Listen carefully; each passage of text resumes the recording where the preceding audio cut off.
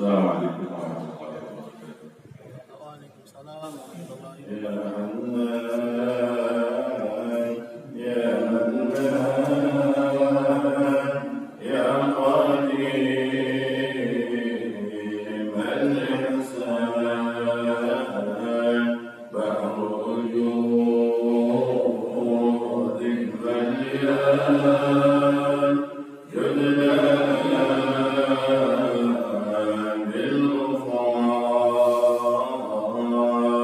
يا حنان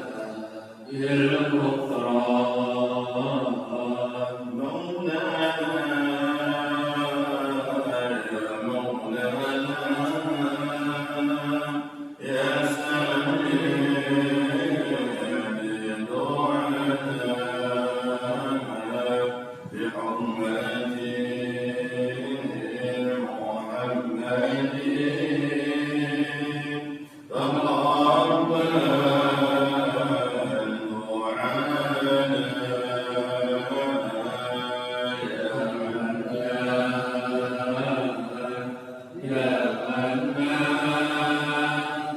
يا قديم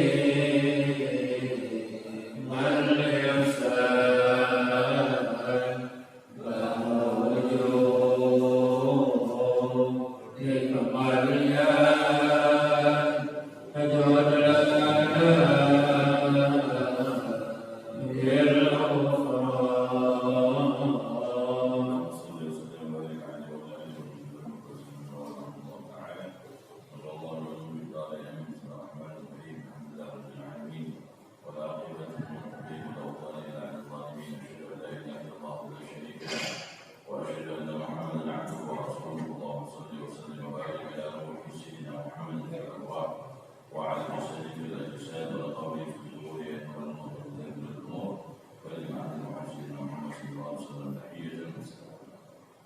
قال المعلم رحمه الله تعالى كان سؤال 17 17 الترتيب قال المعلم رحمه الله تعالى ونحن على ذلك من الشاهدين الشاكرين الحمد لله رب العالمين. قالت له كرامين المحترمين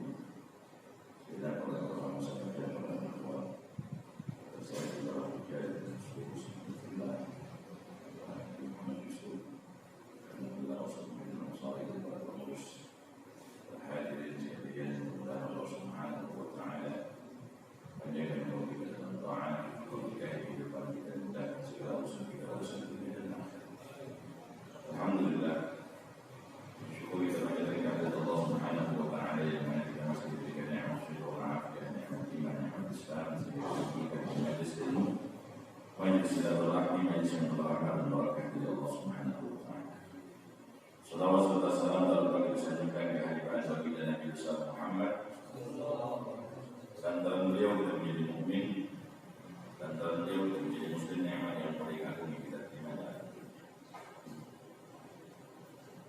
Qala al-mu'allif rahimahullah ta'ala as-sabi' 'ashar at-tartib. Lanjutkan kajian kita bahwa rukun salat yang ke-17 adalah tertib. Aidil arkin madhkurah dari mulai niat sampai dengan tertib daripada rukun-rukun yang telah disebut itu wa ja'alul syai'in fi mawdi'ihi. Dan artinya tertib itu ialah menempatkan tiap-tiap perkara pada urutannya. Fahuwa maka yang namanya tertib itu minal af'al, itu sebagian daripada rukun fi'il. Awuku itu syai' fi mawdi'ihi fahuwa salat. Atau daripada duduknya tiap-tiap perkara pada kedudukannya, maka yang namanya tertib itu adalah gambarannya sholat. Wassalat syai' juz'un minhu, dan daripada gambaran perkara adalah bagian daripada sholat. Wa dalil wujub tertib, dan dalil wajib dari tertib itu wajib pertama al-ijma'. Dalilnya wajib daripada tertib itu dan perkara yang memang sebelumnya itu karena mengikuti baginda Rasulullah SAW. Kalau ada yang bertanya bagaimana salat itu, kenapa hukumnya itu tertib? Karena memang ittiba' dari Rasulullah SAW, mengikuti baginda Rasulullah SAW. Maaf kabarin bersama saya ada hadis baginda Rasulullah SAW, sallu kama ra'aytumuni usalli. Salatlah kalian sebagaimana kalian telah melihat aku salat. Wa yatasawwaru at-tartib baina niyyati takbir wal qiyam wal qira'ah. Dan tergambar tertib itu antara niat salat dan takbir dan berdiri dan juga membaca Fatihah. Wal julus kemudian dan duduk. Wa tasyahhud dan membaca tasyahhud, wa shalawat dan shalawat. Lakin bi'tibar al-ibtida', akan tetapi dengan memperhitungkan daripada permulaan, la bi'tibar al-intiha, bukan dengan memperhitungkan daripada penghujungnya. Li'annahu la budda min istihdar an-niyyah qabla takbir, karena bahwasanya mesti daripadanya menghadirkan niat salat itu sebelum takbiratul ihram. Oke, nanti setelah bab ini ada tentang fasdun niyyah. Wa taqdimul qiyam 'ala al-qira'ah, dan juga mendahului berdiri kepada membaca Fatihah. Wa taqdimul julus 'ala tasyahhud, dan juga mendahulukan duduk kepada tasyahhud. Wa salat, dan juga salawat kama istadharahu syekhuna, seperti yang memang telah menerangkan padanya syekhuna Muhammad Hasbullah, itu Muhammad Rasulullah. Wa kana fi Tuhfatul Habib, dan begitu pula dalam kitab Tuhfatul Habib. Wa amma binisbati ila hadhihi al-arkan ma'a mahaliha falaysat murattabat fa hiya mustasniyat min wujub tertib. Dan adapun daripada hubungannya dengan rukun-rukun ini serta tempat-tempatnya, maka tidak ada rukun-rukun ini yang memang ditertibkan, fa hiya mustasniyat, maka rukun ini yang dikecualikan. Min wujub tertib, daripada wajib tertibnya. Walau taraka tertib amdan bi tartibi ruknin fi'li aw fi'liyin ka'an sajada qabla ruku'i aw 'ala qawliyin ka'an raka'a qabla qira'ati aw bi taqdimin qawliyin wa huwa salamun 'ala fi'li aw qawliyin ka'an sallama qabla sujudi aw tasyahhudi batalat salatuh.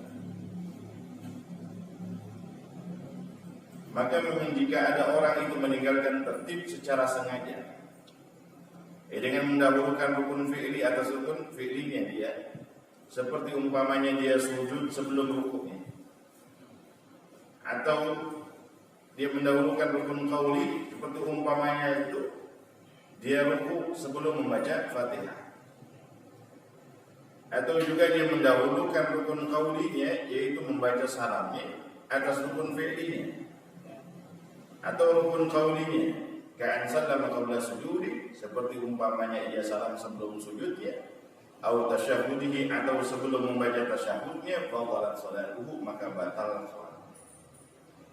Maka salat harus diperhatikan mana yang menjadi rukun-rukunnya dari proses sholat. Karena ada rukun fi'li, ada rukun qawli, ada rukun qalbi. Ketika dia takbiratul ihram Allahu Akbar, tidak dapat dia dengan rukun qalbinya, maka tidak jadi sholat. Ketika dia takbiratul ihram, tidak ada qasdu ta'yinnya, tidak ada disebutkan dalam hatinya itu dia niat, karena tempatnya niat itu ketika takbiratul ihram. Sama ketika orang wudu. Ketika wudu dia basuh tangannya, dia udah niat. Begitu pas dia basuh mukanya, dia nggak niat, nggak sah. Karena tempatnya niat itu ketika membasuh di awal juz, dan awal juznya daripada rukun wudu itu di muka. Dibarengi dengan niat, talaffuz niat sunnah. Begitu pula sholat. Ketika dia ucapkan usolli fardhu subhi, talaffuznya sunnah. Supaya apa? Supaya membantu hati itu bisa niat. Dan itu yang dikatakan bahwasanya rukun qalbi. Kalau rukun qalbinya hilang, satu rukun hilang, maka tidak sah.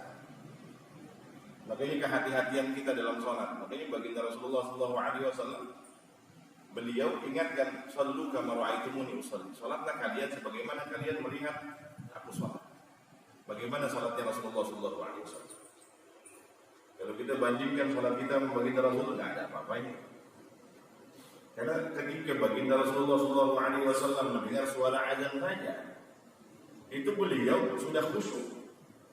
Baru mendengar suara azan saja, beliau mendengar suara azan seakan-akan sahabatnya di sekelilingnya nggak ada. Karena tengah dia asyik maksud mendengarkan panggilan Allah Subhanahu wa Ta'ala. Karena yang memanggil ini yang serba mahal. Jadi khusyuk begitu sholatnya juga. Kalau kita enggak, karena terbiasa, karena kebiasaan, makanya sesuatu yang memang dibiasakan akhirnya terjadi. Sama juga dengan orang-orang yang ada di dalam kita benar seninya bahwa Syekh Ahmad Quli daripada Syekh Abdullah Asy'ari, Syekh Abdul Wahab Asy'ari, beliau pernah menuliskan bahwa Syekh Ahmad Quli ini, beliau mengatakan ketika seseorang dia zikir di awal permulaan, ketika permulaannya orang-orang zikir tariqah itu dia harus dengan bersuaranya, harus dengan bersuara. Kenapa? Untuk memecahkan yang namanya latifatul qalbi. Kalau latifatul qalbi itu hatinya dia masih seperti batu, maka dia harus pecahkan. Makanya guru kami Syekh Muhammad bin Ismail Al-Yamani di Makkah, beliau ingatkan ketika ucapkan kalimat la ilaha illallah, ketika ucapkan la ilaha illallah, sama juga dengan tarekat Qadiriyah Naqsabandiyah, di mana guru kami almarhum al-Maghfurullah sahibul wafa Tajul Arifin, atau yang dikenal dengan Abah Anok, yang beliau ambil daripada abahnya Abah Sepuh Abdullah bin Mubarak, terus sampai bersambung pada gurunya sampai kepada baginda Rasulullah SAW. Ketika mengucapkan dia tarik mulai dari pusat, dia tarik dari pusat terus sampai ke latifatul ruh, pada otak. Makanya dipusatkan ketika ucapan la ilaha. Aduh, Syekh Muhammad mengatakan cabutlah semua daripada dia punya kotoran-kotoran batinnya. Ada sifat ujub, ada sifat sum'ah, ada sifat takabbur, ada sifat riya'nya, minta dicabut sama Allah Subhanahu wa Ta'ala. Ya Allah, hilangkan, cabut semuanya. Kemudian ketika isbatnya, makanya ada gerakan-gerakan dalam zikir tariqah itu, ketika dia mulai tarik dari pusatnya, dia tarik la terus sampai ke otaknya, kemudian dia nafikan ilaha, cabut, minta sama Allah Subhanahu wa Ta'ala, ya Allah, keluarkan semua penyakit-penyakit batin. Kemudian isbatnya illallah, dipalukkan itu di latifatul qalbi, itu adanya di bawah susu kiri. Disitulah ketika itu kalau hati itu masih dia keras seperti batu, maka harus dengan suara yang nyaring. Makanya kenapa sih orang zikir tariqat itu harus dengan bersuara? Iya, kalau tidak, orang-orang yang pemulanya dia harus dengan suara. Supaya apa? Supaya yang namanya kosong itu jadi isi. Makanya ada yang namanya kosong itu isi. dan ada yang isi kosong. Makanya dalam istilah tarekat, ketika memang orang-orang yang dia berzikir la ilaha illallah, la ilaha illallah, ketika dia isi tapi kosong, tapi yang ada yang dia kosong tapi isi. Ada orang yang berzikir tapi nggak dapetin fadilah daripada zikirnya. Makanya beliau katakan jangan sampai lepitan. Kenapa? Pusatnya itu dari pusat tubuh kita. Ya tarik semuanya. Kenapa? Pusat makanan itu ada di situ. Makanya orang-orang yang memang dia baru permulaan disuruhlah dia untuk sering-sering riyadhah. Riyadhahnya dengan apa? Dengan puasa. Supaya jangan sampai menghalangi daripada lepitan-lepitan perutnya itu. Makanya ada orang yang berzikir tapi tidak mendapatkan tahu, tidak mendapatkan rasa. Zikir hatinya ngayap kemana-mana. Makanya dalam tarekat Qadiriyah Naqsabandiyah, Syekh Abdul Qadir Jailani radhiyallahu ta'ala an, beliau ingatkan bahwasanya harus ada penyatuan. Ada penyatuan antara lisan dengan qalbunya. Begitu pula sholat. Ketika sholat ya Allahu Akbar, hudur hatinya hilang. Dari mulai takbiratul ihramnya dia udah nggak dapat kan? Apa? Sama juga ketika orang yang zikir, nggak boleh dia begitu sholat pas zikir langsung dia minum. Kenapa? Akan memadamkan dia punya cahaya. Makanya sirnya ada zikir yang namanya itu zikir khafi, itu zikir sir. Dan orang-orang yang memang sudah membiasakan seperti itu ada tingkatan-tingkatan. Ada tingkatan-tingkatan. Makanya ketika orang yang memang dia sholatnya dengan sholat yang khusyuk, mulai takbiratul ihram, kemudian dia dapat daripada rukun qalbinya. Ketika dia sudah dapat dengan niat yang menjadi rukunnya, maka mudah dia untuk melaksanakan sholat. Wa amma binisbati ila hadhihi al-arkan ma'a mahaliha falaysat murattabah fa hiya mustaniyat min wujub at-tartib. Dari mulai awal, dari niat dan dimulai dengan takbiratul ihram itu sholat dibuka. Semua yang halal di luar sholat, maka ketika di dalam sholat makan minum itu jadi haram. Berbicara atau dia baca-baca yang lainnya selain daripada apa yang memang warid dari para ulama, apa yang ada di dalam sholatnya, maka nggak boleh kalau memang dia baca yang lain.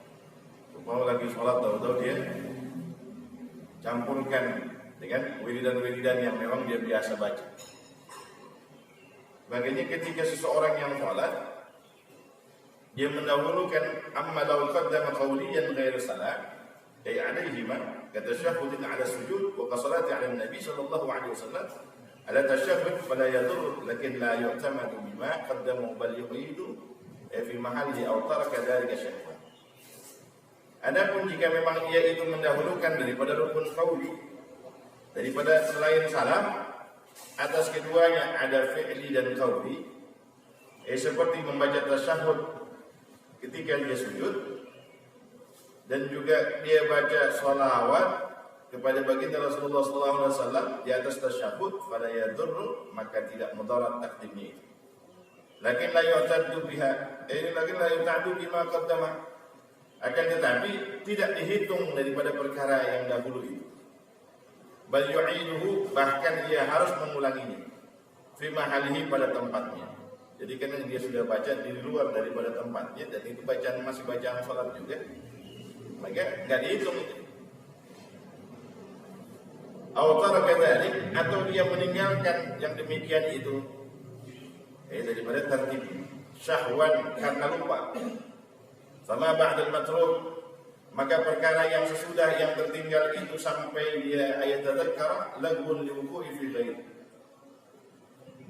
yang memang sampai ia kepada ingat adalah sia-sia karena apa terjadinya itu di lain daripada fi ghairi mahalli, bukan pada tempatnya. Fa in tadzakkarahu qabla bulughi misli, maka jika ia ingat kepada orang yang meninggalkan itu sebelum sampai kepada seumpamanya min raka'atin ukhra, dari rakaat yang lain, fa'alahu fawran, maka ia mengerjakan yang tertinggal itu pada ketika itu juga. Wujuban, dengan secara wajib. Fa in akhara, kalau dia enggak kerjain batalat, maka batallah apa itu salat dulu salat. Wa illam yatadzakkar, dan jika ia tidak ingat hatta balagha mislahu, sampai kepada seumpamanya dia tamat bihi rakaatahu. Jadi sampai kepada tempatnya dia dengan seumpamanya itu apa rakaatnya liukuihi, karena memang tibanya seumpama dia itu an matrukihi daripada yang tertinggalnya, wa tadarakal baqi dan ia menyusul pada yang sisanya itu, wa yasjudu lis-sahwi dan dia harus sujud sahwi. Fi jami' surat tarki tertib, pada semua surah-surah karena meninggalkan tertib syahwan dengan sengaja. Karena memang dia lupa. Wa minha, dan di antara daripada surah-surah itu ma law sallama fi ghairi mahalli, jika ia salam di lain tempatnya, kadzalik seperti demikian itu karena lupanya, fayasjudu lahu, maka ia harus sujud sahwi karena salam. Amma law taraka salam, adapun jika ia meninggalkan salam atau tadzakarahu qabla tulil fasli, atau ia ingat pada salam sebelum lama terpisahnya itu, wa atabihi, lalu ia mendatangkan pada salam itu, fala sujuda, maka tidak disujud sahwi. Wa kana ba'da tulihi, dan begitu pula sesudah lama terpisahnya, id ghayatuhu annahu sukutun tawil, karena memang ujungnya fasal bahwasanya itu adalah diam yang lama. Wa ta'ammuduhu ghairu mubtilin, dan juga sengajanya diam yang lama itu ghairu mubtilin, tidak membatalkan, fala yasjudu lis-sahwi, maka ia tidak usah sujud karena lupanya. Afalahu Syarqawi, ini yang telah memberi faedah adalah Al-Imam Syarqawi. Mungkin dulu pernah Imam Masjidil Haram itu ketika sholat Isya, saya Imam Subaili, begitu baru 2 rakaat habis tahiyat itu langsung mengucapkan salam, assalamualaikum warahmatullahi wabarakatuh. Atau yang belakang ingetin, udah salam dulu, baru naik lagi, karena baru 2 rakaat. Begitu selesainya habis tahiyat yang akhir, sebelum salam sujud sahwi, diikutin sama jamaah semua daripada makmumnya. Karena banyak orang ketika lupa karena urusan-urusan dunia, bahkan karena ini udah berapa rakaat, lagi kalau lagi sholat habis diomelin nih, mau diomelin bos, mau diomelin bini, mulai itu acak-acakan. Ada lagi kalau orang yang nggak sholat, yang bahaya. Karena baginda Rasulullah SAW pernah ingatkan bahwasanya ma bainal muslim wal munafiq illa tarkus shalah. Perbedaan antara orang muslim dengan orang yang munafik itu karena apa? Sholat. Kalau orang munafik udah biasa ninggalin sholat. Ambil lagi orang-orang yang memang dia sudah dikategorikan kafir. Kalau kafir udah biasa.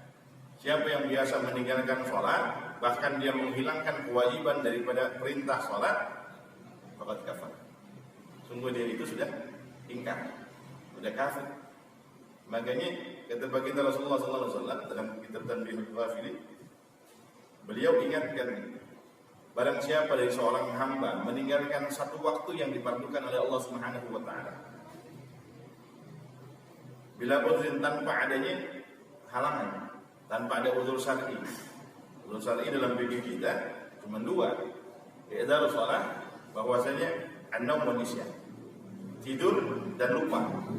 Kalau orang tidur nggak wajib sholat, tapi orang yang bangun wajib membangunin orang yang tidur. Dia udah masuk waktunya sholat. Kalau orang dulu begitu pas anaknya baru tidur, mau sebelum subuh dia baru tidur, dia baru pulang kerja, dibangunin. Sholat dulu, habis sholat dia mau tidur nggak apa-apa. Yang penting dia udah ngerjain wajibnya. Tapi ketika zaman sekarang jangan dibangunin, kasihnya baru pulang. Itu zaman sekarang. Makanya jangan dibangunin, baru pulang. Akhirnya apa? Nggak sembahyang subuh. Bangun siang, begitu bangun siang langsung dikasih sarapan. Kasih sarapan, sholat subuh belum. Dia berangkat lagi kerja, sampai zuhur belum ngerjain subuh. Begitu pas zuhur, dia tempat kerjaan lagi sibuk. Udah sibuk, sampai lagi dia pada asar, hilang. 2 waktu sudah hilang. Asar, dia pulang mau ke rumah, di perjalanan, sampai maghrib hilang lagi waktu asar. Begitu pas maghrib lagi capek istirahat, dia minum lagi, dikasih kopi, ngerokok dulu. Begitu rapi itu maghrib hilang lagi, masuk isya. Begitu pas isya udah kecapean, dia rebahan dulu. Hilang lagi waktu isya sampai subuh. 5 waktu dalam satu hari itu sudah hilang. Satu waktu saja kata baginda Rasulullah SAW, siapa yang memang dia itu meninggalkan satu kefarduan yang Allah fardukan, satu waktu aja, sholat subuh dia nggak kerjain, maka namanya itu kata baginda Rasulullah SAW, kutiba ismuhu fi babillah, maka ditulis namanya itu di pintu api neraka. Alhamdulillah. Kalau ada keluarga kita, makanya wa'mur ahlaka bis shalah. Perintahkan kepada keluargamu untuk mengerjakan sholat. Kenapa? Jangan sampai namanya tahu-tahu udah ada tuh di pintu api neraka. Fulan bin Fulan, calon ahli penghuni api neraka. Makanya ketika Allah Subhanahu wa taala firmankan, "Man salakakum fi saqar?"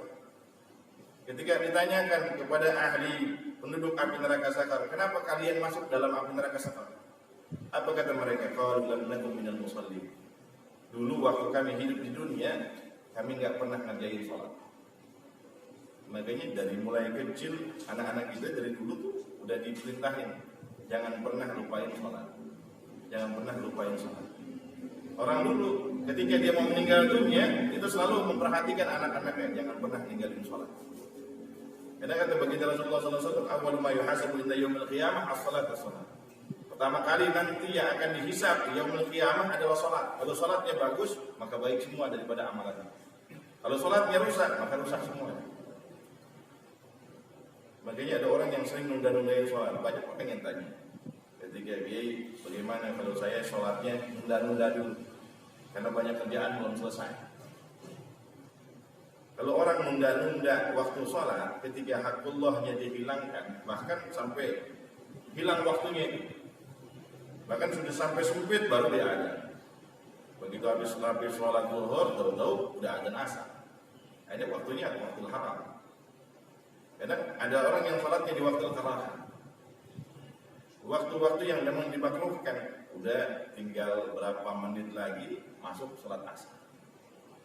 Ada lagi yang memang dia mendapatkan fadilah ketika memang kata baginda Rasul, amalan apa yang paling dicintai oleh Allah? As-salatu ala waktunya. Sholat tepat pada waktunya. Kalau orang sudah terbiasa seperti itu, ketika dia meninggalkan satu kefarduan, ada satu yang hilang.